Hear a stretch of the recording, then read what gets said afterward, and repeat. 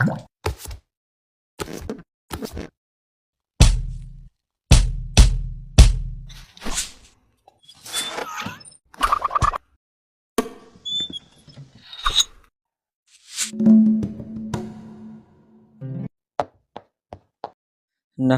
ونصلي على رسوله الكريم اما بعد فاعوذ بالله من الشیطان الرجیم بسم اللہ الرحمن الرحیم وأذن للناس فی الحج صدقت یا رب العالمین۔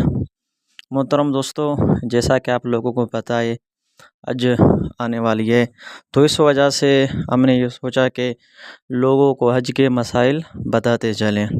تو آج ہم شروع کر رہے ہیں حج کے مسائل۔ آج کا جو سبق ہے یعنی سبق نمبر پہلا ہے، اس میں آپ کو بتاتا چلوں کہ حج کے 3 قسمیں ہیں، یعنی ٹوٹل حج کے کتنے 3 قسمیں ہیں۔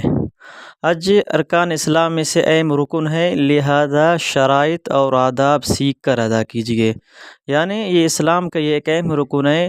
ادا تو ویسی بھی کرتے ہیں لیکن بہتر یہ ہے کہ شرائط اور آداب سیکھ کر ادا کریں۔ تو حج کے پہلا قسم کے حج قران، یعنی ایک کے ساتھ ہی حج اور عمرہ کا احرام باندھنا۔ پہلے عمرے کے ارکان ادا کرے لیکن عمرہ کے سعی کے بعد حلق یا قصر نہ کرے، بلکہ طواف قدوم اور حج کی سعی کرنے کے بعد بدستور حالت احرام میں رہے، یہاں تک کہ ایام حج میں حج کے ارکان ادا کرے، حلق یا قصر کرے اور احرام سے فارغ ہو۔ حج قران والے پر قربانی واجب ہوتی ہے۔ کیا واجب ہوتی ہے؟ قربانی واجب ہوتی ہے۔ تو اب دوسرے نمبر پہ کہ حج تمتع، حاجی میقات سے ایک ہی سفر میں پہلے عمرے کے احرام باندھے، مکہ پہنچ کر سہولت کو دیکھتے ہوئے طواف اور سعی کے بعد حلق کر کے احرام کھول لے، پھر 8 ذی الحج کو حج کا احرام باندھ کر تمام مناسک ادا کرے۔ حج تمتع والے پر بھی قربانی واجب ہے۔ اور تیسرے نمبر پہ کیا حج افراد، یعنی حج افراد، حاجی میقات سے حج کے دنوں میں صرف حج کی ادائیگی کے لیے احرام باندھے اور عمرہ نہ کرے۔ حج مکمل ہونے کے بعد احرام کھولے، اس میں قربانی واجب نہیں ہے۔ پہلے دونوں میں قربانی واجب، اس میں قربانی واجب نہیں ہے۔